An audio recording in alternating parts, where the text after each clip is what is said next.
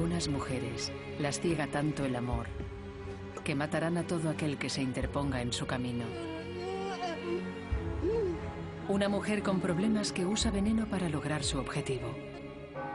Matar a quienes se interponían en su camino hacia la felicidad era totalmente lógico. Una madre encaprichada, tan obsesionada que se convierte en asesina. Es narcisista e histriónica. Es una persona aterradora. Dos adolescentes con una pasión enfermiza se convierten en crueles asesinas. Los vínculos entre mujeres jóvenes pueden hacerse tan intensos que dejan de ser sanos. Estas son asesinas con una atracción fatal. Asesinas. Atracciones fatales.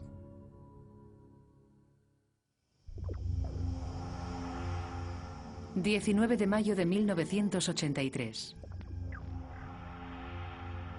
La noche que conmocionaría a Springfield, Oregón.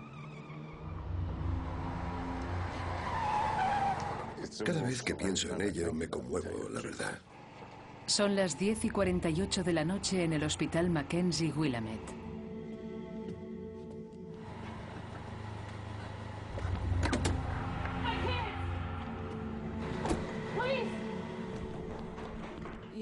Fue mucho más que triste.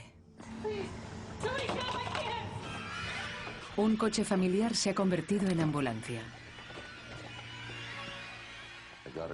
Me llamaron para que volviera al hospital porque habían disparado a unos niños. Es la pesadilla de cualquier madre. 3 hijos a quienes un extraño ha disparado. La madre soltera, Diane Downs, también ha recibido un balazo en el brazo. Había 3 niños. Cheryl, Christy y Danny. Y Cheryl ya había fallecido. El doctor Stephen Willite y su equipo médico intentan salvar a los 2 niños supervivientes. Christy tenía un par de heridas de bala y no tenía tensión arterial ni pulso. Estaba completamente pálida y parecía haber muerto. Esos niños habrían perdido la conciencia gradualmente, sufrirían mucho dolor y su tensión arterial iría descendiendo poco a poco. Los médicos y enfermeras trabajan frenéticamente contrarreloj. Se debería recibir atención médica antes de que los niveles de oxígeno dejen de llegar al cerebro. En ese punto se entraría en muerte cerebral.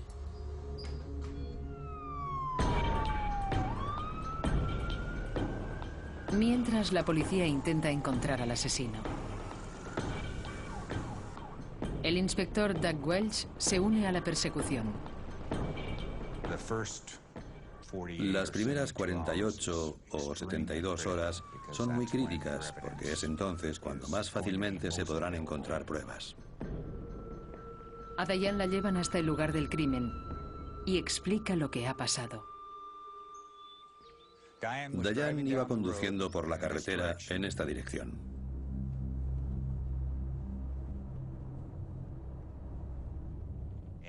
Y más o menos por donde estoy ahora, dijo que apareció un extraño.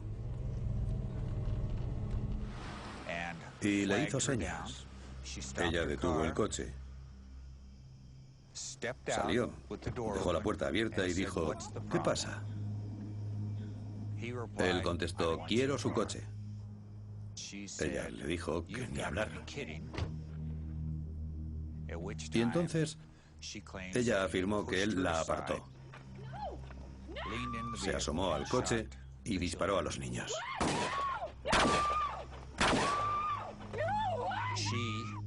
Dijo que fingió tirar las llaves del coche al campo. Él disparó el arma y la alcanzó en el brazo izquierdo.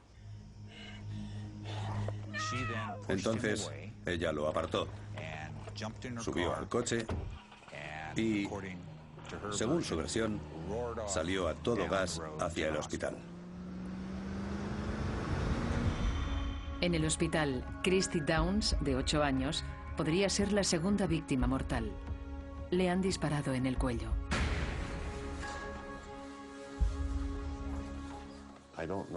No entiendo cómo es posible estar tan cerca de la muerte y no morir.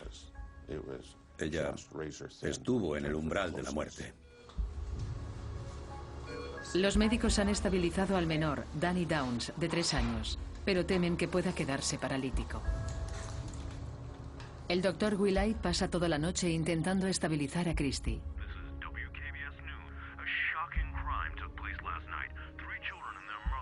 Y por la mañana, Springfield se conmociona con la noticia.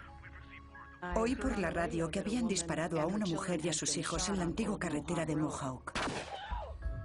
Ann Jagger era una periodista de la zona. Era tan aberrante que quise descubrir lo que había pasado y llegar al fondo del asunto. Todo el mundo quería respuestas, y la policía pensó que la mayor de los 2 niños supervivientes, Christy, podría ayudarles. Pero una apoplejía de momento le impide hablar. Entonces, sucede algo extraño cuando Diane va a visitar a Christy.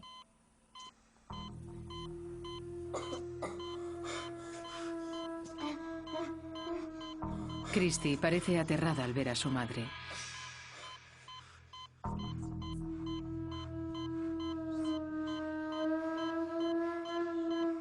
Y Diane sugiere algo sumamente sorprendente. Me dijo, verá doctor, creo que ha de desconectarla porque sé que tiene daños cerebrales. Le contesté, no sabemos si tiene daños cerebrales. Ni siquiera le hemos hecho las pruebas. Y me dejó muy sorprendido, completamente sorprendido. Cuando el inspector Doug Welch se entera de eso, no le pilla por sorpresa. Tiene serias dudas sobre la versión de Diane.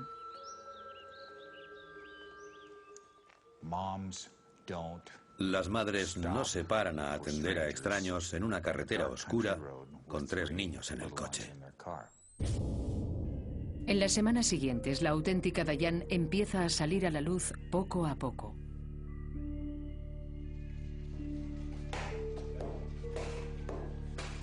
La policía averigua que su marido la dejó porque a ella le encantaba flirtear. Diane era famosa por eso en el servicio de correos de Arizona, donde había trabajado meses atrás. Diane se sentía enseguida atraída por cualquier hombre que conociera. Y no tardaba nada en tener relaciones con ellos y en usar el sexo para aferrarse a un hombre. Creo que de niña no se ocuparon de ella. Y con los años empezó a reclamar atención como mejor le parecía. Y cuando creció y descubrió que los hombres se interesaban por ella, eso la enganchó. Su pasado y su comportamiento desde el tiroteo le hacen pensar al inspector Welch que Diane quizás no sea una víctima. Le gustaba tener relaciones con hombres casados. Creo que poder controlar la situación era vital para ella. En varias ocasiones nos habló de su novio en Arizona y decía lo bueno que era, cuánto le echaba de menos y las ganas que tenía de que él se mudara a Oregón con ella. Pero el novio de Diane no pretendía trasladarse a Oregón. Él cortó con ella. Iba a volver con su esposa. Pero Diane no lo aceptaba. Insistía escribiéndole cartas seductoras. Su obsesión se estaba convirtiendo en una atracción fatal para aquellos que se interponían en su camino.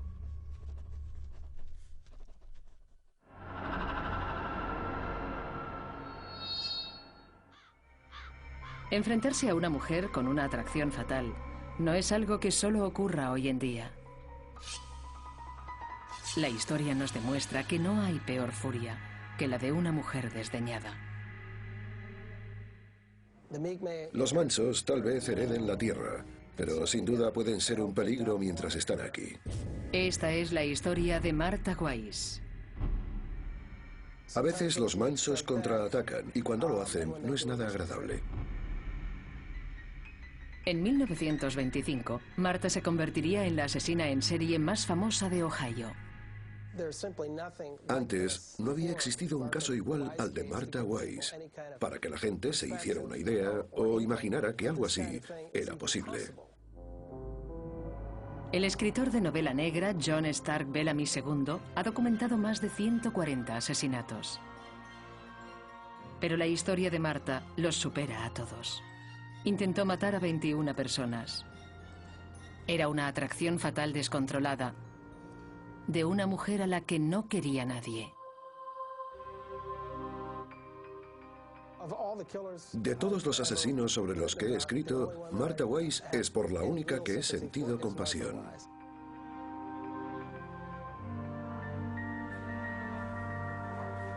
La psicóloga forense y criminóloga Candice DeLong cree que Martha sufría una enfermedad muy conocida hoy en día. Creo que tenía un trastorno bipolar.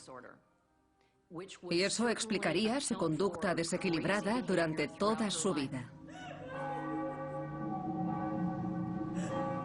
En el entierro de su esposo, Martha da muestras del comportamiento que la gente de Hardscrabble, Ohio, esperaba. Incluso su familia cree que Martha tiene problemas mentales. Han oído comentar que Martha se pone a gritar en la calle, quema graneros y roba sin ningún sentido. Incendiar graneros, robar, todas esas cosas que, sinceramente, si sucedieran ahora, incluso en una comunidad pequeña, harían que la detuvieran y la internaran en un centro psiquiátrico. Pero la atención psiquiátrica en las ciudades pequeñas en los años 20 no existía. A muchos enfermos sencillamente se les explotaba, agredía o ambas cosas. Como en el caso de Martha, a manos de su esposo. Martha fue una esposa gravemente maltratada.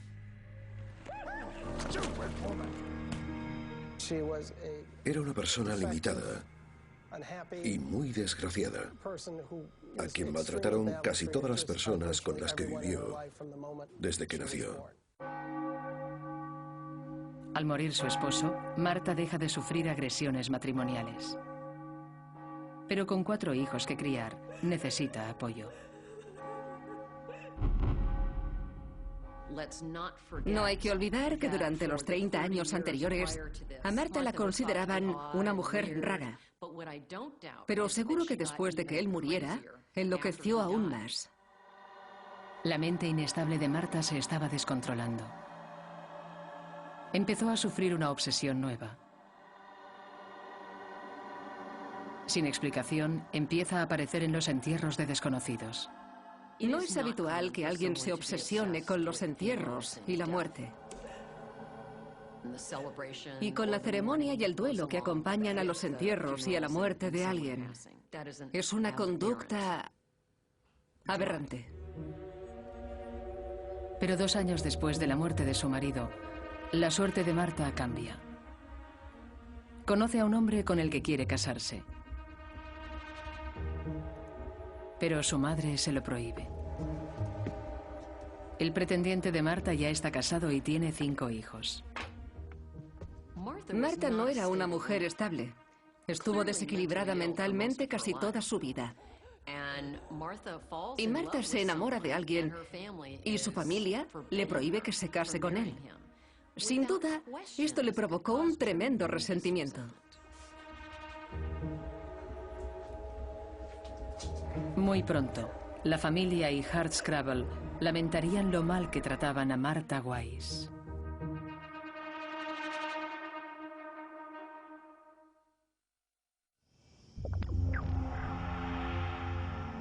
En el verano de 1983, el pueblo de Springfield, Oregón, se enteró de una historia aterradora. La de una madre soltera y sus 3 hijos, atacados por un extraño armado que quería su coche.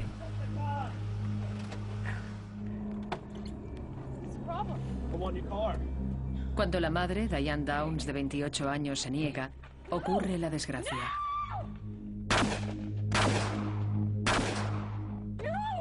Una niña muere, un niño puede quedar inválido y otra niña resulta gravemente herida.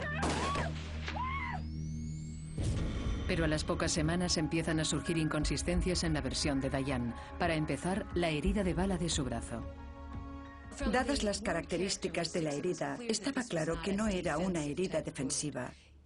Si, por ejemplo, levantó el brazo para intentar repeler la bala, el orificio de entrada habría estado en el lado contrario, el de salida habría estado hacia su lado. La periodista de televisión Ann Jagger, al igual que otros, le hace preguntas muy directas. Le dije, solo me queda por hacerle una pregunta más. ¿Por qué se enrolló una toalla en el brazo mientras sus hijos se estaban desangrando? Y ella contestó, pensé que si no me salvaba, si moría desangrada, no podría salvar a mis hijos. El inspector Doug Welch sospecha desde un principio. Ahora van apareciendo más pruebas contra Diane Downs. Su versión de que fue a toda prisa al hospital resulta ser una invención. Un señor y su familia iban conduciendo detrás de Diane. Ella iba tan despacio por esta carretera que el velocímetro del hombre apenas superaba el mínimo. Ella dijo que condujo como alma que lleva al diablo. Debía llevar a sus hijos al hospital, pero se lo tomó con mucha calma. Esperaba a que los niños acabaran de ahogarse y de emitir sonidos y que murieran. El doctor Stephen Willite, el cirujano que había ayudado a salvar a 2 de los hijos de Diane, empieza a albergar muchas dudas. Imaginémonos a nuestra madre, a nuestra esposa, si perdieran un hijo. Estarían completamente histéricas, desencajadas, desconsoladas y hundidas. Ella no estaba así. Diane incluso quiere que desconecten a su hija. Todas las pruebas empiezan a indicar la espantosa realidad. Que Diane quizás haya disparado a sus hijos para salvar su romance fallido.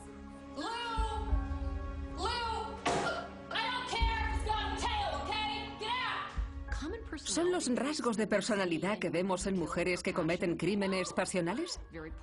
Carencia de autocontrol, incapacidad de enfrentarse a problemas durante mucho tiempo, de resolverlos de un modo sano y maduro. Es mucho más sencillo hacer lo que quieren hacer y quitarse el problema de encima. La policía se dispone a detener a Diane para acusarla de asesinato. Asesinato frustrado y agresión en primer grado. Al final, el móvil fue conseguir a ese novio. Él no quería ser padre. Ella vio a sus hijos como una carga y tenía que librarse de ellos.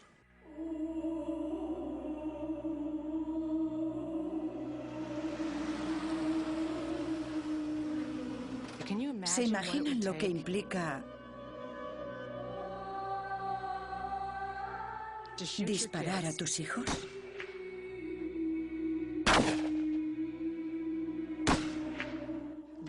Dispararte a ti misma y después conducir hasta el hospital. Hace falta sangre fría. Los fiscales alegaron que la llegada acelerada de Diane al hospital Mackenzie Willamette fue pura comedia. Diane es muy inteligente. Creo que supo a la perfección mantener su versión y ser consecuente con ella durante bastante tiempo. Pero el plan de Diane acaba por fracasar. Hay una testigo que puede acabar encerrándola por asesinato. Christie, la hija. Y necesitábamos que Christie se recuperara para poder testificar y contar lo que había pasado. Christie mejora. Y por fin, en el juicio, le cuenta al mundo que su mamá era la asesina. Fue mucho más que triste. Fue tan duro oír a esa niña contar la verdad con su madre ahí sentada, mirándola. La niña fue muy valiente. Diane Downs es declarada culpable de todos los cargos y condenada a cadena perpetua más de 50 años. En varias apelaciones que no prosperaron, Diane siempre ha negado su culpa. Es calculadora, es narcisista y creo que también tiene tendencias sociópatas. Es una sociópata, sin duda. Ella creía que, como eran sus hijos, podía hacer lo que quisiera con ellos. Los puedo matar si yo quiero. Ahora está donde debe estar. Algo positivo resultó de todo el horror de esa noche. La joven Christie y su hermano Danny tienen otra oportunidad en la vida, con una familia de adopción que conoce bien su historia. El fiscal y su esposa. Prefiero pensar sobre todo en una cosa, no concentrarme en lo horrible, sino en lo bonito. Y es que gracias a ese acontecimiento, tienen una vida que jamás habrían tenido.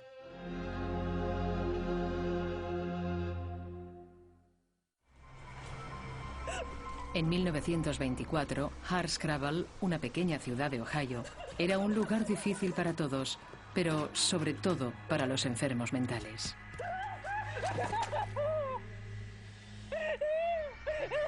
Sin piedad y sin tratamiento, la locura de una mujer la condenó a la desgracia. Maltratada por su marido, ni siquiera su muerte mejoró la vida de Martha Wise.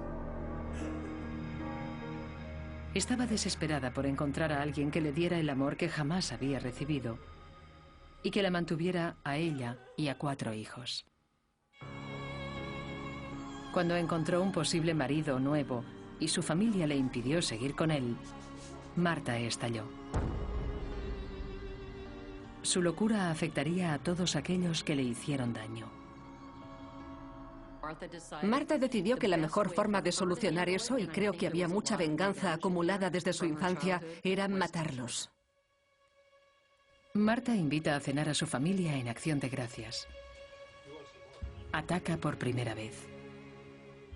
Tal vez no fuera la más inteligente del mundo, pero sabía cómo actuar de forma rotunda. Fue a la farmacia, vio al farmacéutico y le encargó unos 60 gramos de arsénico. Dio la excusa típica de todos los envenenadores, que necesitaba el arsénico para matar ratas porque estaban invadiendo su despensa.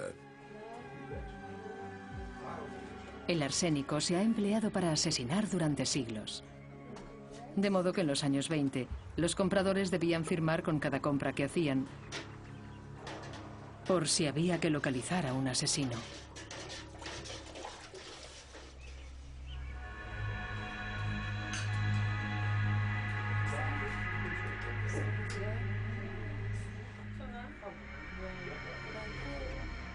Martha planea matar a sus parientes más cercanos en una comida.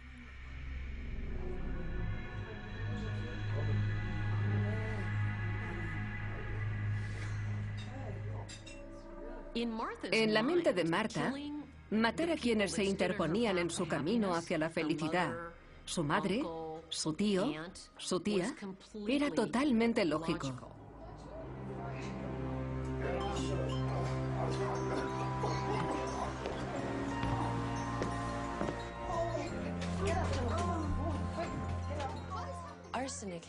El arsénico tiene afinidad por las células que están cerca de los vasos sanguíneos. Casi al instante, los vasos sanguíneos del tracto gastrointestinal resultan dañados. Habrá molestias gástricas, náuseas, vómitos. La sangre circulará hacia arriba y hacia abajo a través del tracto gastrointestinal.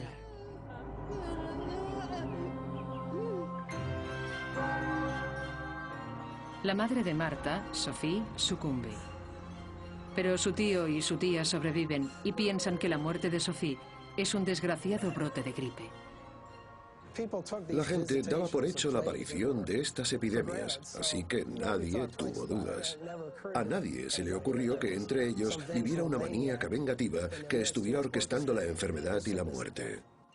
Los síntomas de la gripe pueden ser náuseas, fatiga, vómitos, diarrea, y los síntomas del arsénico pueden parecerse a estos. Marta aún no ha acabado con su familia. Ni mucho menos. Durante el año siguiente, envenena a 18 parientes más.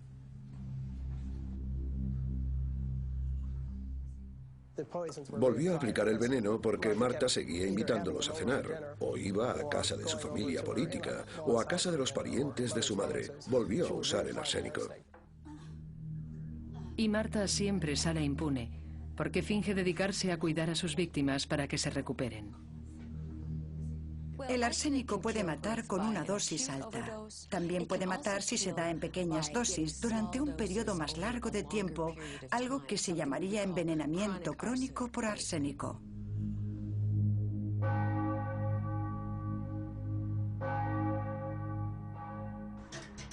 Marta se está librando de los que se interponen en su camino hacia la felicidad.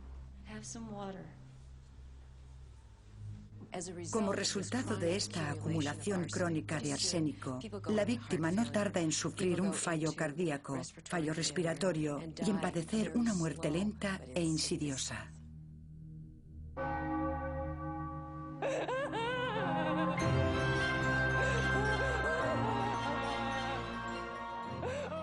Pero el plan tenía un fallo fatídico. Al final, una epidemia de enfermedad en una familia llama la atención de la policía. Concluyeron que debía de ser una mujer. Y sin duda una mujer poco inteligente. Una mujer poco inteligente y que le guardaba rencor a toda la familia. Y pese a matar a su familia para poder casarse, el posible marido de Marta ahora reniega de ella. El novio básicamente la traicionó como un Judas. Testificó, pero se limitó a decir, no conozco a esa mujer. Los actos mortíferos de Marta llegaron a su fin en 1925. Había matado a 3 parientes y lisiado a más de una docena con envenenamiento crónico por arsénico. La sala del tribunal de Hardscrabble escuchó las reveladoras pruebas forenses. Podemos coger un cabello y cortarlo en trocitos y medir la cantidad de arsénico. Y sabiendo cuánto crece el pelo por día, podemos calcular cuántas dosis de arsénico se han suministrado. A Marta la acusan de asesinato en primer grado. Su locura no sirve de atenuante. Por aquel entonces no se les llamaba psiquiatras ni psicólogos, sino alienistas, un término que me encanta. Y examinaron a Marta y lamento decir que la declararon lo bastante cuerda como para ser juzgada. Marta pasaría el resto de su vida en el correccional de mujeres de Ohio. Pero entonces, lo más curioso pasaría en la extraña vida de Marta. Por fin encontró la felicidad.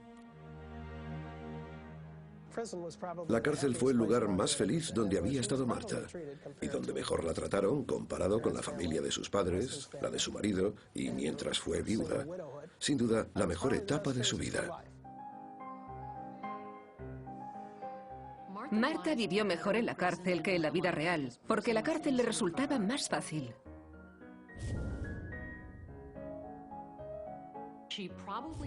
Sin duda, sufrió menos insultos, burlas y humillaciones por parte de otros que cuando estaba fuera. En la cárcel seguramente había muchas más mujeres como ella. Marta disfrutaba tanto en la cárcel que no quería irse. Cuando la soltaron, a los 79 años, volvió al día siguiente. Marta prefirió quedarse dentro hasta el día de su muerte.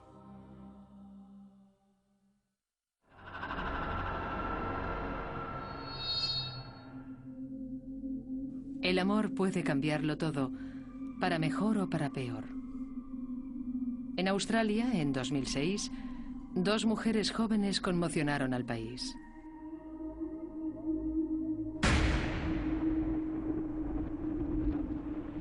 Dijeron que se sentían como si estuvieran en una película.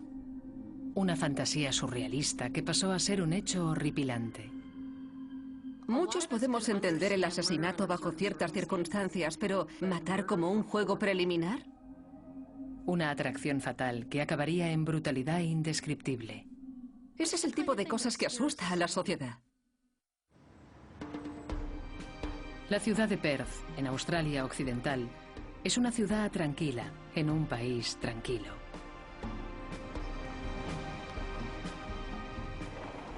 Pero en diciembre de 2006, este barrio pacífico pasa a ser el lugar de un crimen. La joven Stacey Mitchell ha discutido con sus padres y decide irse de casa. Stacey era una chica de 16 años normal y vivaz, que hizo lo que muchas adolescentes hacen. En cierto momento discuten con sus padres y se van. Quieren irse de casa durante unas semanas y ella se fue a vivir con amigas.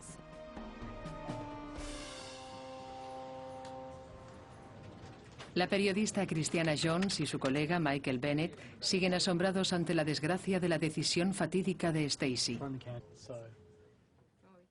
Stacey se quedó sola en esa situación, sin saber realmente con quiénes estaba, y resultó estar en el lugar y el momento equivocados. Una amiga común le propone a Stacey que se quede con 2 amantes. Valerie Parashamti, de 18 años, y Jessica Stasinowski, de 19. Creo que la relación que éstas tenían era intensa, posesiva y obsesiva. Querían demostrarse una a otra que estaban comprometidas. Pero la llegada de Stacey parece hacer peligrar la relación. Stacey es vital y atractiva, y Jessica la considera una rival. Stasinowski, que tenía un trabajo a jornada completa por entonces, empezó a tener celos del tiempo que Parashamti y Stacey pasaban juntas durante el día. Si Stacey se estaba interponiendo sin querer entre las 2 chicas, Jessica se asegura de que no será por mucho tiempo. Según ella, la víctima era una amenaza para su relación con la otra autora del crimen.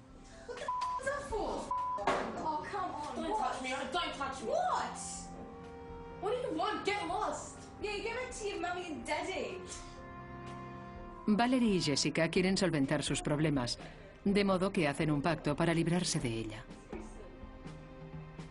No planean echarla, planean asesinarla. Creo que querer demostrar el amor a otra persona matando a alguien es un concepto muy difícil de comprender.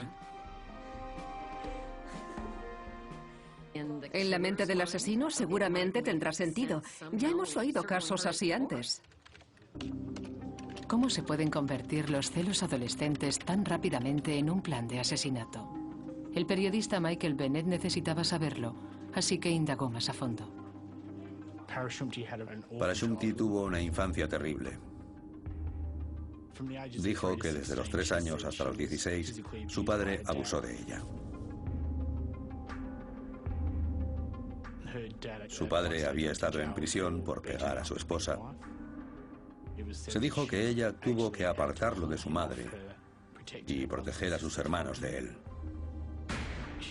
Dijo que en un momento dado él le puso unas tijeras de podar en la garganta y que ella tuvo que golpearle con una barra para defenderse. Haber sufrido de niño agresiones negligencias graves y abusos sexuales a manos de un adulto suele ser frecuente en las historias de personas que cometen este tipo de crímenes. El pasado de Valerie Parashamti podría haberla predispuesto para la violencia. Jessica Stasinowski también procedía de un hogar disfuncional. Stasinowski se provocaba cortes y quemaduras. Sus padres se divorciaron cuando ella era pequeña. Dijo que estaba sola, que no recibía afecto. Los estudios sobre asesinos en serie, asesinos sádicos, nos han mostrado que los padres e hijos cariñosos, amorosos, unidos y solícitos, este tipo de familias, no suelen producir asesinos. La combinación de las dos fue devastadora, fue una combinación terrible. En solo 3 días, una chica de 16 años, que fue bien recibida como compañera de piso, es el objetivo de un asesinato.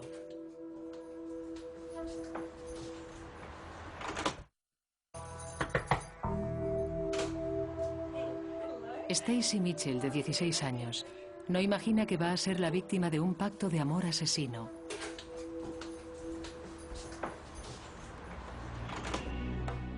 Se ha mudado con Valerie Parashamti y Jessica Stasinowski durante unos días, tras pelearse con sus padres. Sus compañeras son amantes. Y ahora Stacy amenaza con trastocar su relación.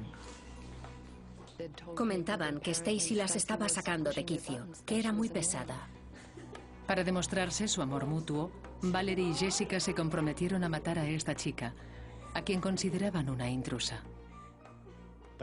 Querían demostrarse la una a la otra que estaban comprometidas. ¿Por qué eligieron hacerlo de este modo? ¿Quién sabe? Este no es un crimen muy meditado, no es un asesinato muy bien planeado. Tiene toda la pinta de ser un acto de delincuentes jóvenes. El asesinato empieza con una fiesta, con whisky y baile.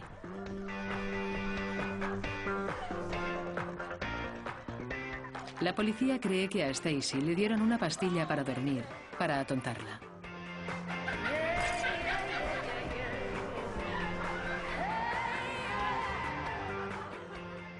Las dos amantes parecen estar interpretando una fantasía. Incluso han elegido la música idónea. La Pasión de San Juan. Que escogieran la música indica que era parte de una fantasía. A una de las asesinas le gustaba esa música en concreto y creyó que realzaría esa experiencia.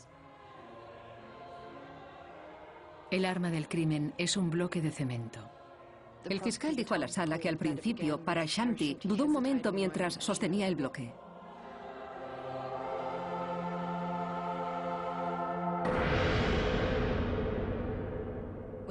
Cuando el cerebro resulta dañado, solo reacciona de 2 maneras, sangrando o hinchándose.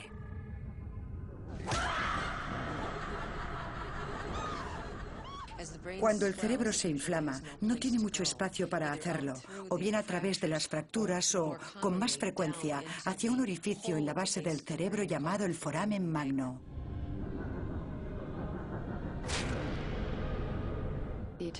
El ataque fue prolongado. Fue un ataque repetido. Parashamti la siguió por la casa. Nunca se dijo cuántos golpes había recibido Stacy con la losa de cemento, pero sí se dijo que acabó rompiéndose en 2. Si la golpearon hasta el punto de que el bloque de cemento se rompió, las contusiones serían tremendas. Después estrangularon a Stacy. Había lazos afectivos en juego. No solo tú eres la asesina, las dos juntas somos asesinas. 2 años después, los periodistas Michael Bennett y Christiana Jones siguen desconcertados por este crimen atroz. Uno de los aspectos más sorprendentes de este caso fue que las asesinas solo conocían a Stacy de 3 días. Pero el asesinato fue brutal, cruel y prolongado, y se hizo con toda la intención, y a la gente le costó aceptar esas dos cosas. También cuesta mucho entender que al parecer eso les excitó. Después ambas escribieron en su diario que podrían haberlo hecho mejor, que podrían haberlo llevado a cabo de otra manera.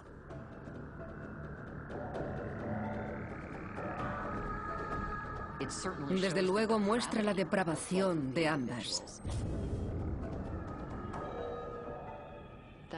Filmaron el cadáver de Stacy con un móvil.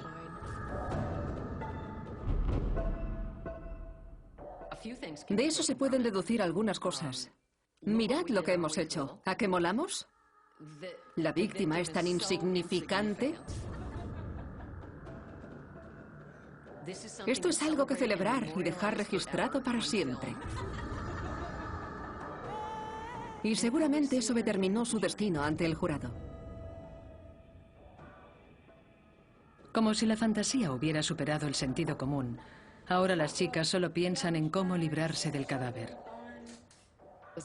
Al parecer hicieron una lista de la compra y fueron a la ferretería y miraron varios artículos. Entre ellos una pala, una sierra, cemento, y uno de los planes era reducir el cadáver a mantillo. Después se lo piensan dos veces y se limitan a tirar el cadáver a un contenedor de basura. Después llevaron el contenedor al cobertizo trasero y básicamente, según se quedó allí durante varios días bajo el calor estival.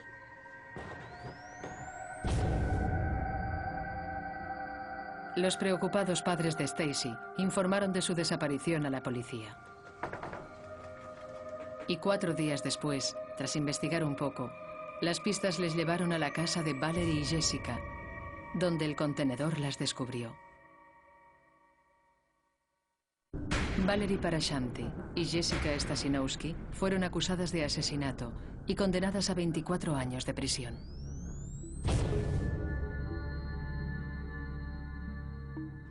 Cuando las vi por primera vez en el juicio, su comportamiento me impresionó.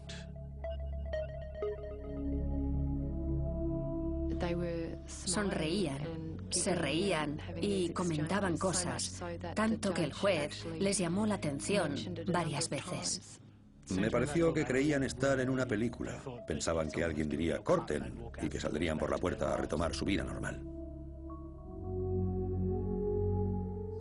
Pudo ser porque no tuvieran remordimientos, que fueran sociópatas y pensaran, pues vale, nos han pillado. Pero también podría ser falsa bravuconería.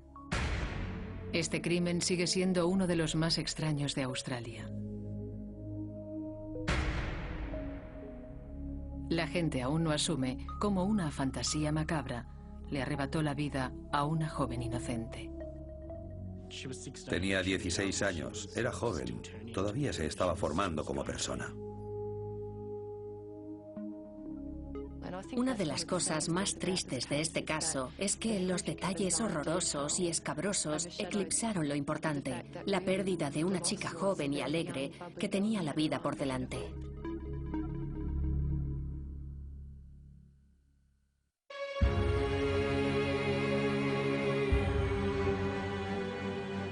Todas estas mujeres se vieron envueltas en atracciones que no pudieron controlar. En su mente, el fin justificaba los medios, por muy atroces que fueran. Sacrificar niños, asesinar a una adolescente inocente, matar y mutilar indiscriminadamente. Estas asesinas compartían una atracción fatal, pero otros pagaron por ello.